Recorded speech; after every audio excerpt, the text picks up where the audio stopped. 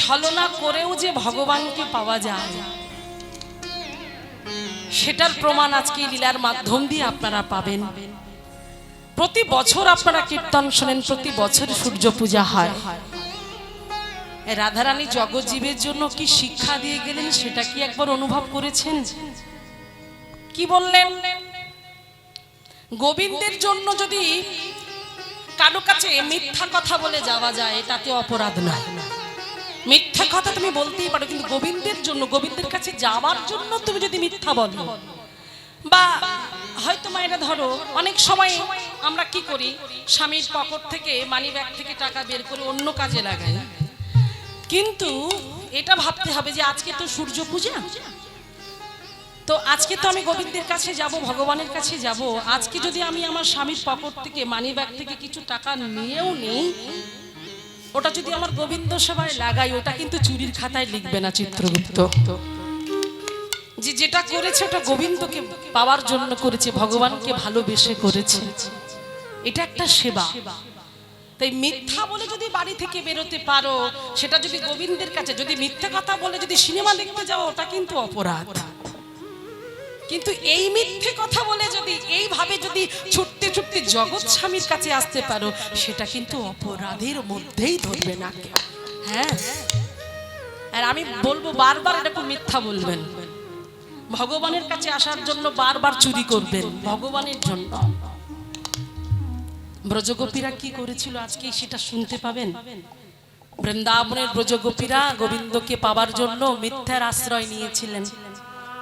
এক ব্রজগোপী তো স্বামীকে ঘুম পাড়িয়ে রেখে চলে যাওয়ার চেষ্টা করলো, স্বামীর হাতে ধরা পড়ে গেল।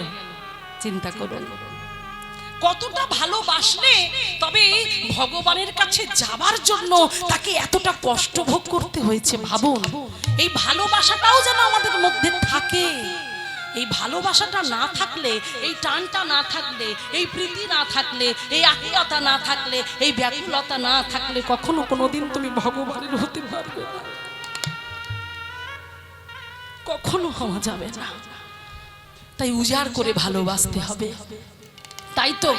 তাই তো পদাবলীর মধ্যে বারবার করে কি বলছে দেখো, মহাপ্রভু বলছে হেমশায় অতিগোরা সমুদ্র হাসথরা জগ জননয়ন আনন্দ। বলছে তার অপূর্ব সুন্দর রূপ দর্শন করে নদিয়া নবদ্বীপবাসী জগজনের মন আনন্দ হলো, নদিয়াবাসীর হৃদয় আনন্দ উৎফুল্লিত হয়ে উঠলো। তারা কেন না প্রভুর সেই মূর্তি। কোন মূর্তি? কোন মূর্তি? ওই যে পীরিতির মূরতি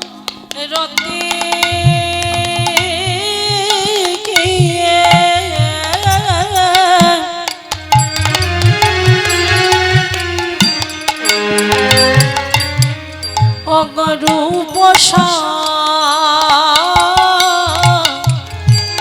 রূপধরা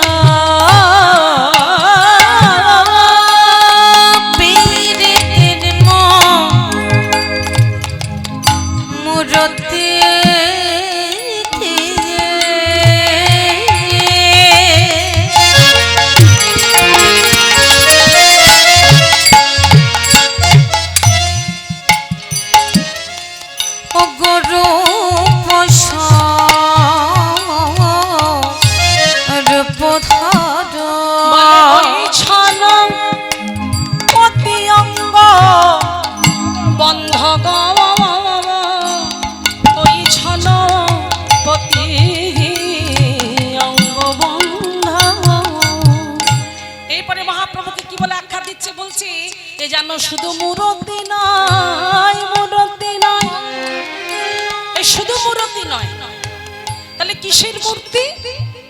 বলছে ভালোবাসার মূর্তি, প্রেমের মূর্তি, প্রীতির মূর্তি।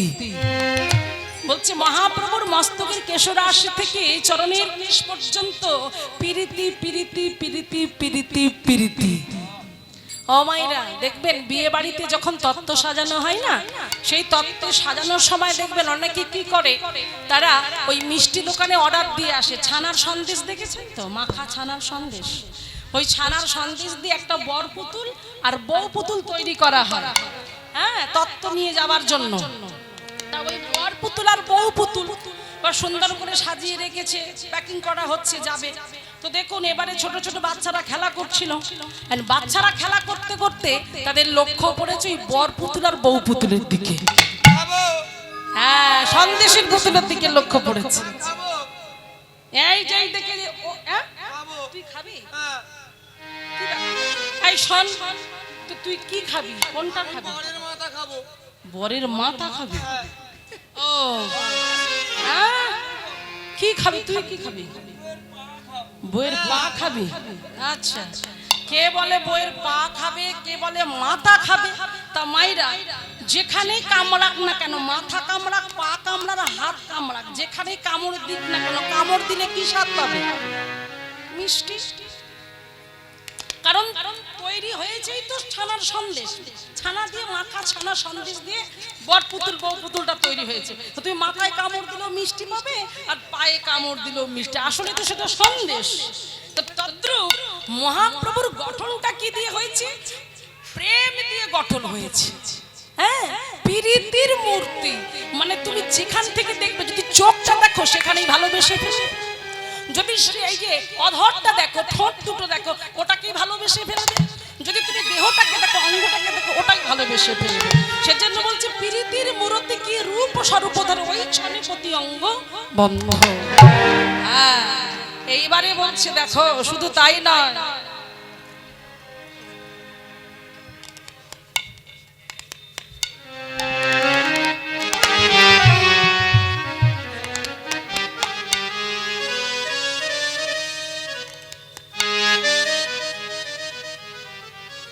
এইবারে কি বলছে বলে, সেই তো মহাপ্রভু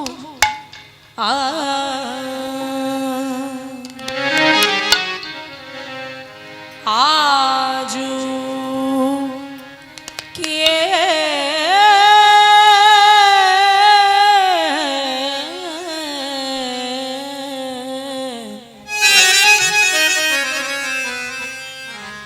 আজ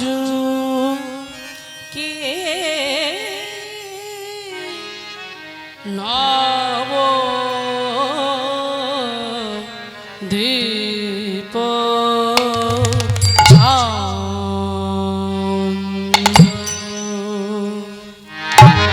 দুটুকি তাল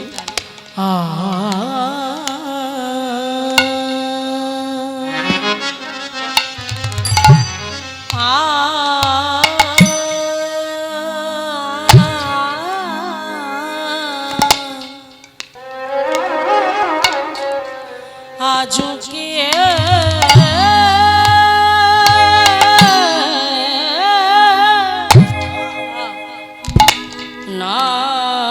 নব দীপ চান্দ, আজকে নবদ্বীপ চন্দ্র। মহাপ্রভু তার প্রিয় পারিষদ বর্গকে সঙ্গে নিয়ে আজ দেখুন শ্রীবাসের আঙিনা হতে আজমদিয়া নবদ্বীপের মাটিতে এসে নবদ্বীপ চন্দ্র, সত্যিই তো তিনি নবদ্বীপ চাঁদ, নবদ্বীপের চাঁদ। আজ মহাপ্রভু তার পারিষদ বর্গকে নিয়ে কীর্তন করছিলেন, আর কীর্তন করতে করতে করতে করতে হঠাৎ করে মহাপ্রভুর ব্রজ ভাবে তিনি বিভাবিত হলো, পুরবের ভাবে বিভাবিত হলো। আর পুরবের ভাবে বিভাবিত হয়ে তাই আজকে ভাবটি কেমন, সেই ভাবটা আজকে আপনারা দর্শন করছেন। আহা, কি সুন্দর কথা বলছেন। রাধা ভাব অঙ্গে ধারণ করেছে, তার অন্তরে কৃষ্ণ বহিরে রাধা। সেই রাধা ভাবটি যখন অন্তরের মধ্যে জাগরিত হয়েছে, নিজেকে ধরে রাখতে পারছে না। কীর্তন করছিলেন, শ্রীখল করতাল সঙ্গে নিয়ে কীর্তন করছিলেন, আর কীর্তন করতে করতে এবার ভাবটি, রাধা ভাবটি জাগরিত হয়েছে তার অন্তরে। সেই জন্য আজকে পদতত্ত্ব কলম দিলেন।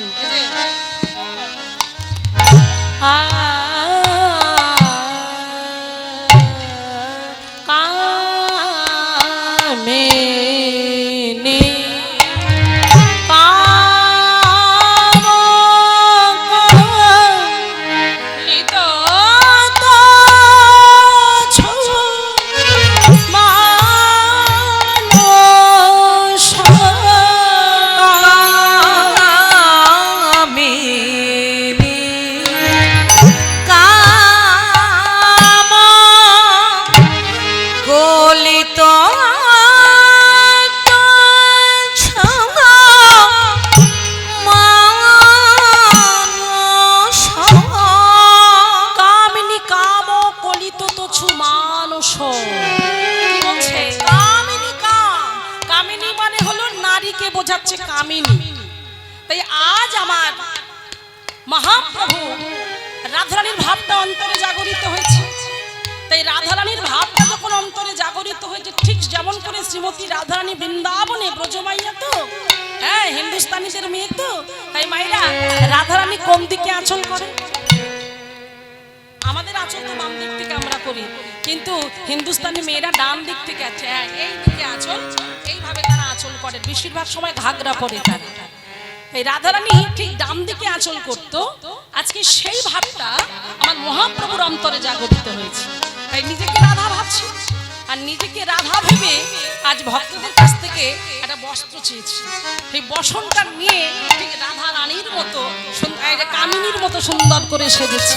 ভক্তগণ অবাক হয়ে আছে, এ কি মহাপ্রভুর এমন বেশ কেন, মহাপ্রভু এমন ভাবে সাজছে কেন? সেই জন্যই বারবার করে আজ পদের মাধ্যম দিয়ে আপনারা অনুভব করতে পাচ্ছেন। সেখানে কি বলছে দেখুন,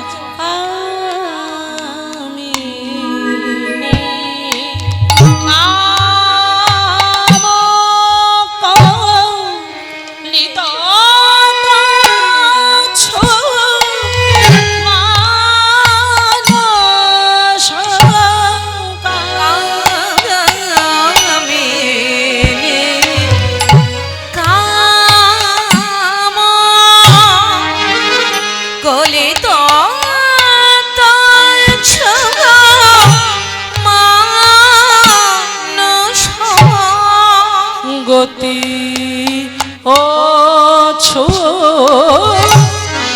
আজ যিনি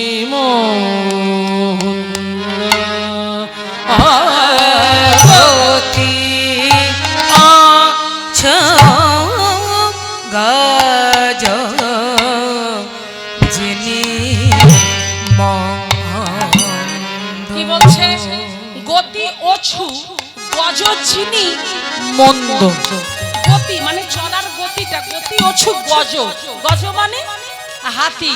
বলছে হাতির মতো চলছে। হাতিরা কি তাড়াতাড়ি যেতে পারে? হ্যাঁ, তারা ধীরে ধীরে যায়, ধীরে গতিতে যায়, তাদের স্পিডটা কম, ছুটতে পারে না, তারা স্পিডে ছুটতে পারে না। তাই আজকে গতি ওছু গজ যিনি মন্দ। লক্ষ্য করবেন মায়েরা, যারা খুব ভালো মানে সম্ভ্রান্ত পরিবারে জন্ম নিয়েছে, যে সমস্ত মেয়েরা দেখবে তারা খুব একটা বাড়ির বাইরে বের হয় না, আর তাদের কথাগুলো খুব ছোট্ট ছোট্ট, মানে যদি খুব কাছে না আসো শোনা যাবে না কথা। হ্যাঁ, তারা এমন ভাবে বড় হয়েছে, চার দেওয়ালের মধ্যে মানুষ তাদেরকে বাইরে এতটা বের হতে দেওয়া হয় না।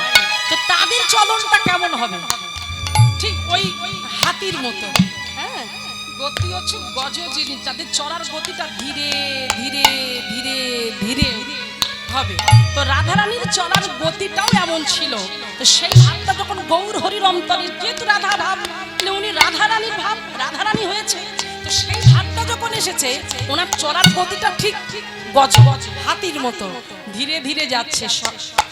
সবাই দেখছে, পারিষদ বর্গগণ মহাপ্রভুর দিকে লক্ষ্য করছে, কি ভাবের, কেমন ভাব ঘটেছে। আহা বলিহারি যাই, সবাই দেখছে আনন্দ উৎফুল্লিত হয়ে উলুধ্বনি জয়ধ্বনিতে ভরে উঠল নিতাই গৌর প্রেমানন্দ। একবার হরিব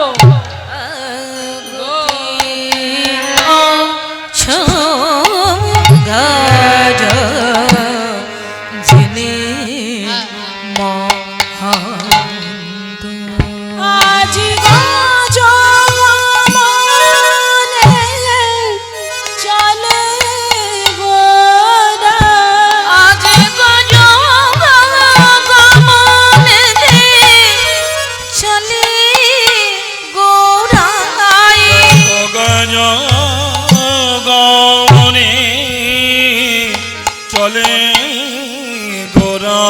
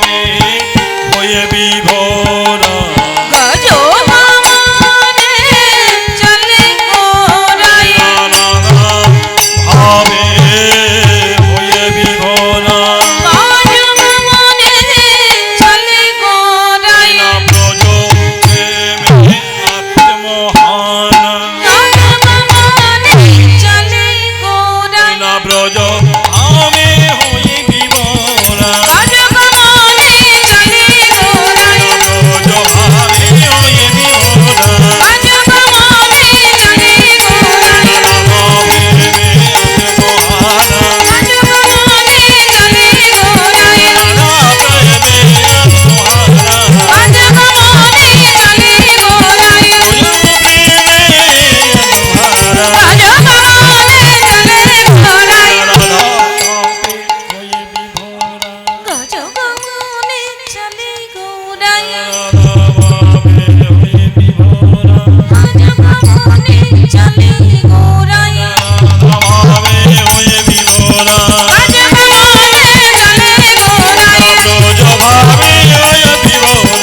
আজ গমনে চলে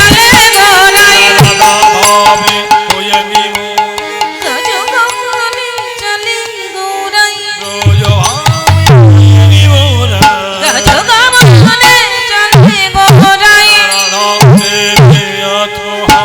গমনে চলে গোরাই আজ গমনে চলে গোরাই আজ গমনে চলে গোরাই গজ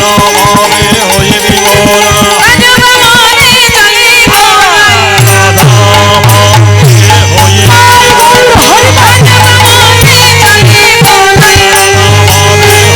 গোরাই গজ গমনে চলে গোরাই গজ গমনে চলে গোরাই গজ গমনে চলে গোরাই গজ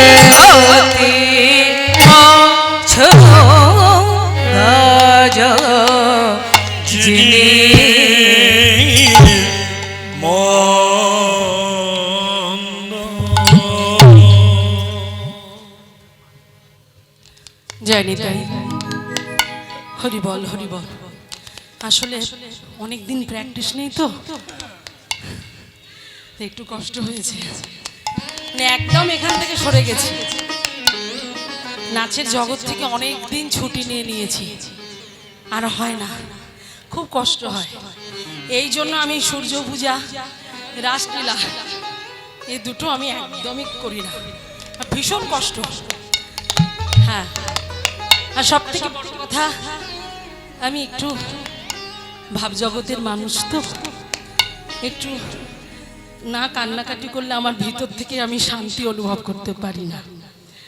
আর এই লীলা এমন এক লীলা, শুধু আনন্দপ্রদক লীলা। এখানে তো অনেকে আছে যারা একটু কেঁদে আনন্দ পেতে চায়, কেঁদে সুখ পেতে এখানে অনেক ভক্ত আছে, কিন্তু এটা এমন একটা লীলা আমার কিছু করার নেই, মানে ইচ্ছা থাকলেও উপায় হয়ে ওঠে না। আর বিশেষ করে সূর্য পূজা এমন একটা লীলা, বেশি যদি অন্য জগতের কথা বলতে যাই তাহলে সময় অনেক কমে যাবে, আর সময় কমে গেলে এদিকে পুজো পাঠের ব্যাপার আছে, তারপর পরবর্তী কীর্তনী আসে অপেক্ষা করে থাকবে, সেই জন্য আমার ভীষণ কষ্ট হয়। তো যাই হোক, আজকে তাড়াতাড়ি, মানে কি বলবো, আমার প্রভু আছেন, এসে আমার প্রভু শ্যামপ্রভু, মানে কি বলবো, এতটাই আমি ওনাকে শ্রদ্ধা করি, আমার প্রণম্য, ওনার চরণে আমার সহস্র কোটি কোটি দণ্ডবত প্রণাম। খুব ভাবের ঘরের মানুষ, খুব প্রেমিক মানুষ, ভগবানন্ত প্রাণ, ভগবান ছাড়া যে কিছু জানে না। হ্যাঁ, যার শয়নে কৃষ্ণ, স্বপনে কৃষ্ণ, জাগরণে কৃষ্ণ, কৃষ্ণ ছাড়া সে একটা মুহূর্ত চলতে পারে না। ওনাকে দেখলে বুঝতে পারবেন কিভাবে নিজেকে ভগবানের চরণে উজাড় করে দিয়েছেন। হ্যাঁ, কালকে একটা জিনিস আমার ভীষণ ভালো লেগেছে, যে মানে যখন আমাদের প্রসাদ দিচ্ছিলেন না, লুচিগুলোকে ছোট্ট ছোট্ট করে কুচি কুচি করে কেটে কেটে আমাদের সামনে দিয়েছে। তো আমি বললাম, এরকম করে কেটেছো কেন প্রভু? বলছে, আমার ভগবানের তো ননীজিনী কোমল হাত, ছিঁড়তে যদি কষ্ট হয়। কি ভাবনা দেখুন, বলছে ছিঁড়তে যদি কষ্ট হয়, সেই জন্য আমি আগে থেকেই সুন্দর করে ছিঁড়ে গুছিয়ে রেখে দিয়েছি প্লেটে সাজিয়ে, যাতে করে ওনার নিতে সুবিধা হয়। ভাবটা দেখুন, এনারাই তো ভক্ত, আমরা জীবনে কি করলাম? এটাই তো ত্যাগ, এটাই জীবনে চাই। মায়েরা, এগুলো অনুভব করবেন। যতক্ষণ না আপনি তার হবেন, সে কোনোদিন তোমার হবে না। সবসময় ভিতরেই এই ভাবনাটা যখন রাখবেন, দেখবেন আপনি হলেন এই পৃথিবীর সর্বশ্রেষ্ঠ মানুষ, যে ভগবানকে ভালোবেসে আপন করতে পেরেছে। আমরা তো বলতে পারি না, আমাদের অন্তরে প্রেম নেই, আমাদের অন্তরে ভক্তি নেই, আমাদের চোখে জল নেই। আমরা কৃষ্ণ বলে কাঁদতে পারি না, আমরা হরি বলে কাঁদতে পারি না। আমরা ভগবানের কাছে যাই, ছুটে গিয়ে ভগবানকে বলি, ঠাকুর ঠাকুর আমার সংসারকে ভালো রাখো, কিন্তু কখনো কোনোদিন না ভগবানের জন্য গিয়ে বলি না। আমরা এত ব্যস্ত মানুষ, আমরা এতটাই ব্যস্ত মানুষ, কখনো কোনোদিন তাকে জড়িয়ে ধরে বলিনি, সখা তোমারে পাইলে আহা কি সুন্দর গান দেখো। সখা তোমারে পাইলে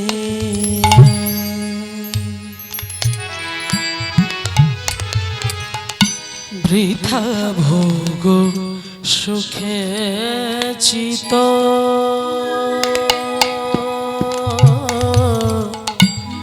রহে না তোমারে পাইলে সখা তোমারে পাইলে।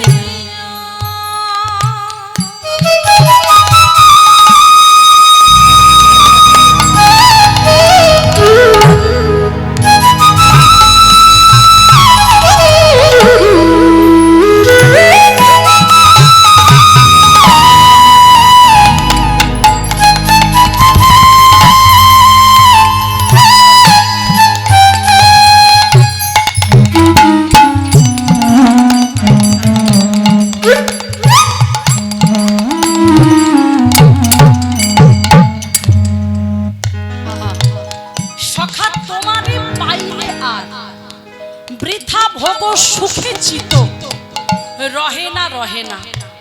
আমরা বৃথা মিছে মিছে ঘুরে মরছি, এই সংসারের একটু ভালোবাসা, একটু সুখ পাওয়ার জন্য আমরা ছুটে বেড়াচ্ছি। কিন্তু ভাবক যিনি লিখছেন, তিনি বলছেন বৃথা ভোগ সুখে চিত আমার এই হৃদয় রহে না রহে না। আমি কোথায় গেলে শান্তি পাবো জানো, আমি কোথায় গেলে সুখ পাবো জানো? তবে শোনো কি বলছে, সখা তোমাতে কি সুধা কি আনন্দ,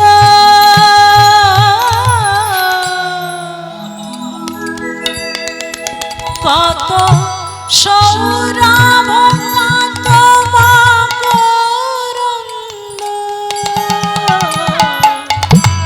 তোমাতে কি সুধা কি আনন্দ, সখা হে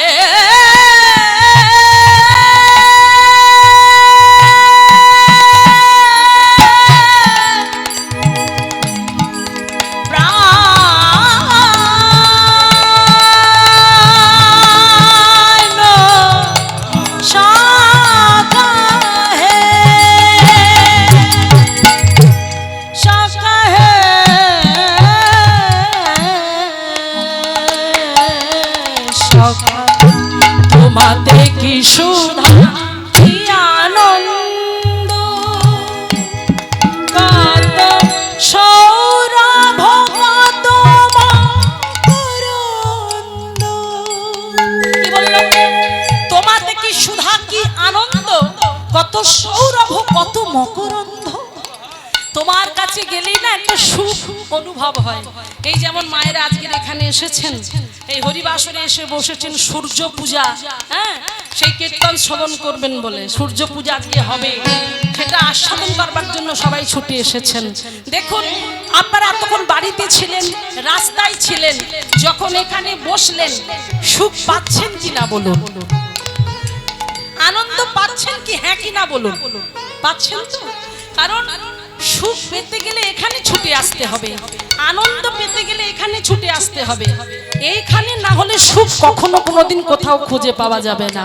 সেই জন্যই ভাবক নিলেন, তোমাতে কি সুধা কি আনন্দ, কত সৌরভ কত মকরন্দ, সকল বাসনা চিরতৃপ্ত, ও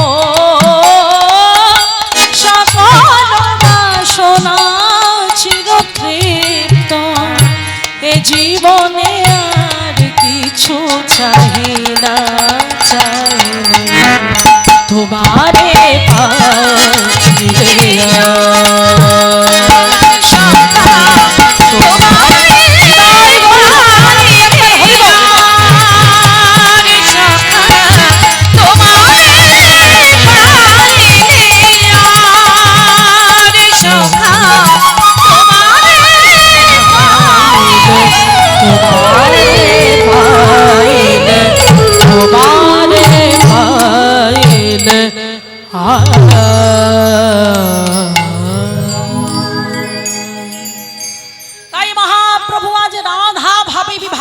হলেন। আর রাধা ভাবে বিভাবিত হয়ে কি হলো? এইবার দেখুন, রাধা ভাব অন্তরে সুন্দর করে শাড়িটা পরেছে, আর শাড়ি পরে এইবার সমস্ত পারিষদ বর্গকে কি ভাবছে মাইরা, বৃন্দাবনের সখীগণ ভেবে কি বলছে, এই যে তোমরা এক কাজ করো। কি কাজ? মা যদি নহে পুনঃ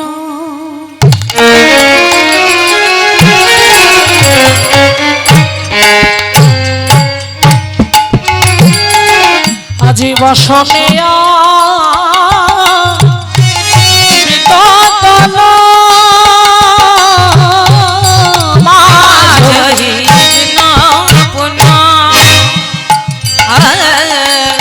বসনে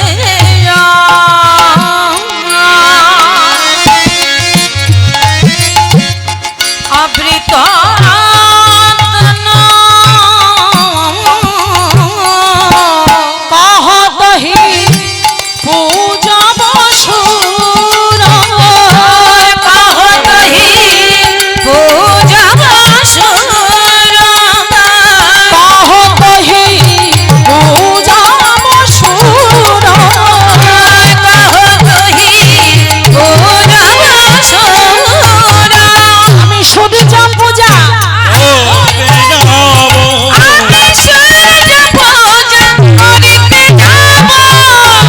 পূজা করতে যাবো,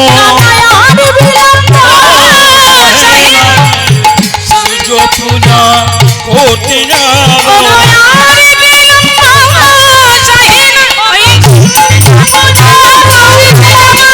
বিলম্ব সহে না রে, বিলম্ব সহে না রে,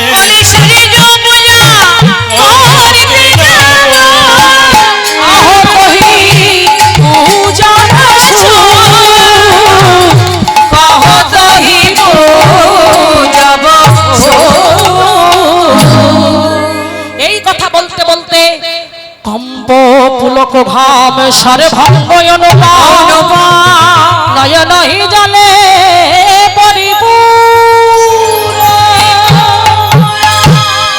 এই কথা বলতে বলতে ভগবান মহাপ্রভুর সর্বাঙ্গ থরথর করে কাঁপছে, সর্বাঙ্গ পুলকিত হয়ে উঠল। কৃষ্ণ কৃষ্ণ কৃষ্ণ কৃষ্ণ।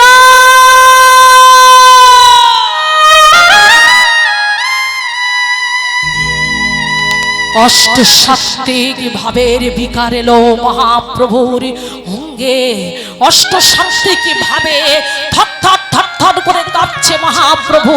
পারিষদ বর্গরা ছুটে এসে, প্রভু কি হয়েছে প্রভু, তুমি এমন করছো কেন, তুমি এমন করো না।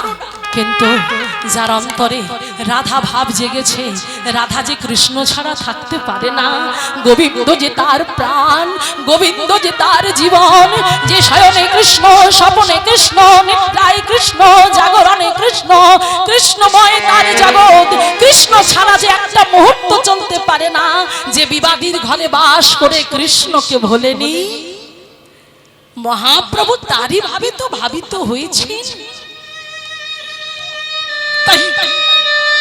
পদ্মভাবটা অঙ্গে ধারণ করে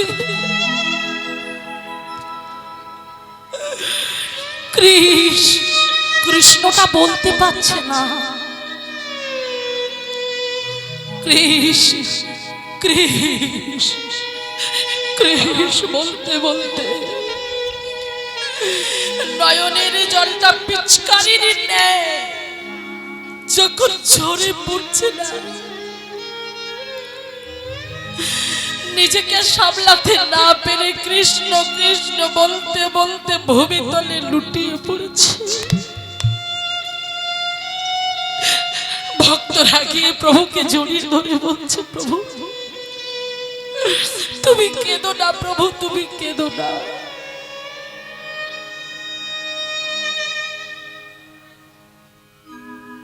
এই হলো ভাব।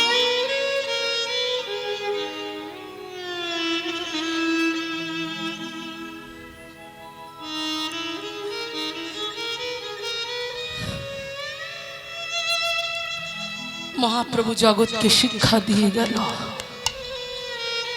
আপনি আচরি ধর্ম জীবের শিখায়।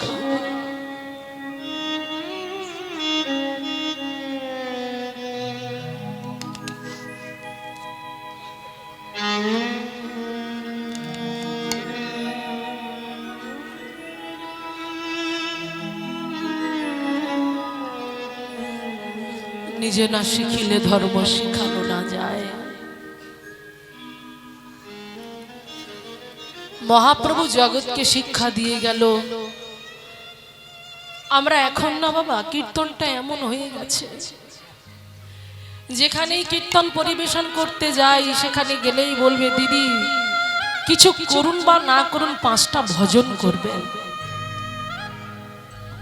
তবে এগুলো তো ভক্তদের দোষ নয়, এগুলো কিছু কিছু কীর্তনিয়ার দোষ, যারা কীর্তনটাকে এই জায়গায় পৌঁছে দিয়েছে। কিন্তু মহাপ্রভু জগৎকে শিক্ষা দিয়ে গেল, নেচে কৃষ্ণ পাওয়া যায় না।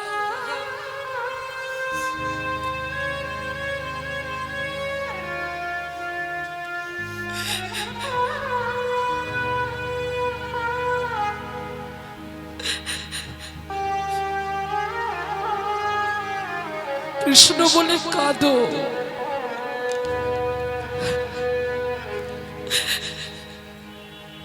যতগুলো ভক্তির কথা কালকে থেকে আমরা শুনছি, সবাই কিন্তু কেঁদেই ভগবান পেয়েছে।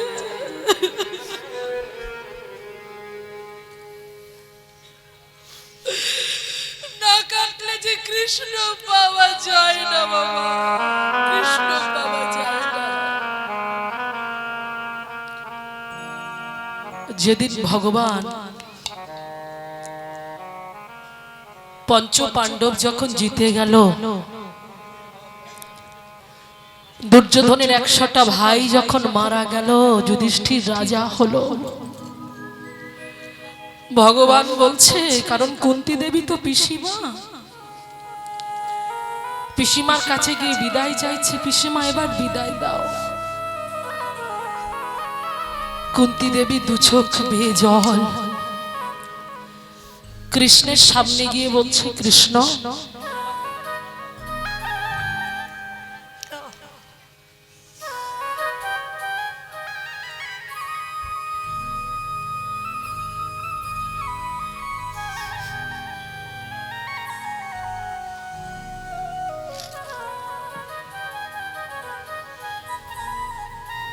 কৃষ্ণ এ তুই কি বলছিস বাবা? আমার ছেলে রাজা হয়েছে বলে তুই তাকে রাজা করে সিংহাসনে বসিয়ে তুই আমাদের থেকে চলে যেতে চাইছিস? ভগবান বললেন, পিসিমা, দাদাকে সিংহাসনে বসানোর জন্যই তো আমার এত এখানে কষ্ট করে থাকা। তো দাদা তো রাজা হয়েছে, তাই এখানে আমার কাজ কি? এবার আমার কাজে আমাকে ফিরতে হবে। তখন কুন্তী দেবীর কাছে এসে কৃষ্ণ বলেছিল, পিসিমা, আমি তো চলে যাচ্ছি, তা চলে যাবার কালে তুমি আমার কাছে কি চাও বলো, তুমি যা চাইবে আমি তোমাকে তাই দেব। কুন্তী দেবী ভগবানের সামনে দাঁড়িয়ে বলেছিল, আমি ছোট করে বলছি, বড় করে বলবো না, সময় শর্ত। শুধু বলেছিল কৃষ্ণ, এটাই হলো কুন্তী দেবীর শিক্ষা, জগৎকে শিক্ষা দিয়ে গিয়েছিল, যে বলেছিল ওরে কৃষ্ণ তুই আমাকে যাবার কালে আমায় কিছু দিতে চাইছিস তো? বললো হ্যাঁ পিসিমা, তুমি চাও, তুমি যা চাইবে তোমায় দেব। শুধু কৃষ্ণের সামনে দাঁড়িয়ে বলেছিল কৃষ্ণ রে, দিতে যদি হয় তবে তুই আমায় দে। বলো কি চাও বলো? আমাকে তুই শুধু দুঃখ দে, জনমে জনমে দুঃখ দে, আমি যেন কৃষ্ণ বলে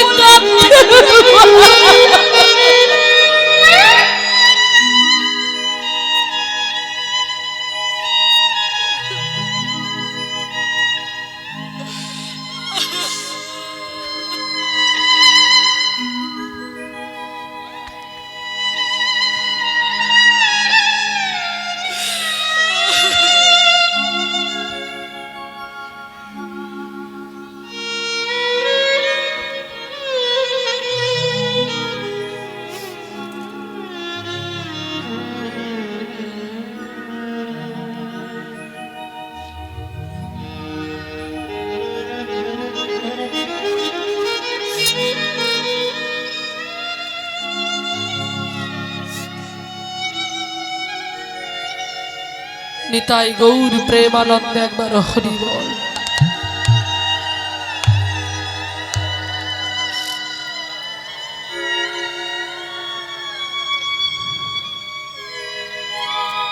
ভগবান পিসিমাকে বলেছিলেন, পিসিমা কখনো আমি কাউকে এমন করে বলতে শুনিনি,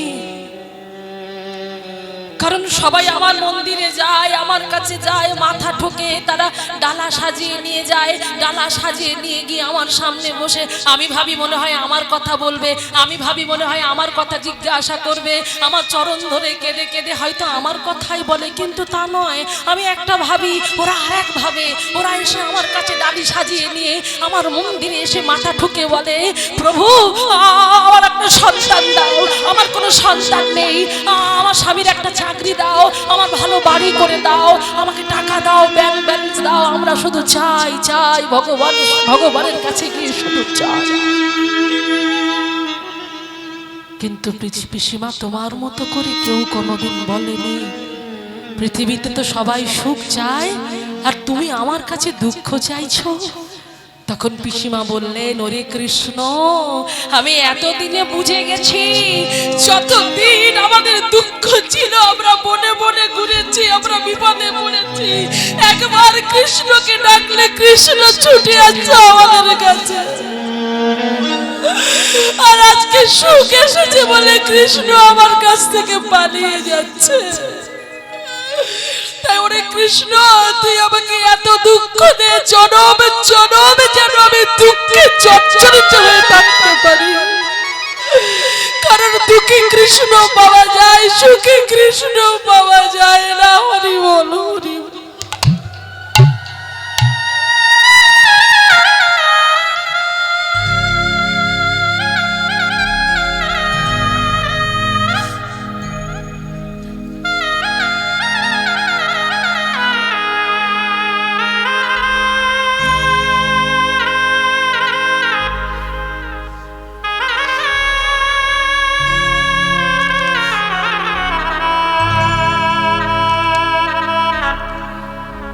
ভক্তিবিনোদ ঠাকুর তিনি বলেছেন যে প্রত্যেকের ভগবানের কাছেই প্রার্থনা করা উচিত, প্রভু তব পদ যুগে মোর নিবেদন, নাহি মাগি দেহ সুখ বিদ্যা ধনজন। আমি বিদ্যা ধনজন আমি কিচ্ছু চাই না, বহু কর্মগুণে দোষে আমি যে যে জন্ম পাই, জনমে জনমে যেন আমি তব গুণগান। আমার যে কুলেই জন্ম হোক না কেন, বৃক্ষকুল, কীটকুল, পশুকুল, পক্ষীকুল, আমার যে কুলেই জন্ম হোক না কেন, সেখানে গিয়েও যেন আমি তোমাকে ভুলে না যাই। ওই জন্য বলছে যে কোনো কর্মগুণে আমি যে যে জন্ম পাই জনমে জনমে যেন তব গুণ গাই, আমি তোমার গুণ যেন গাইতে পারি।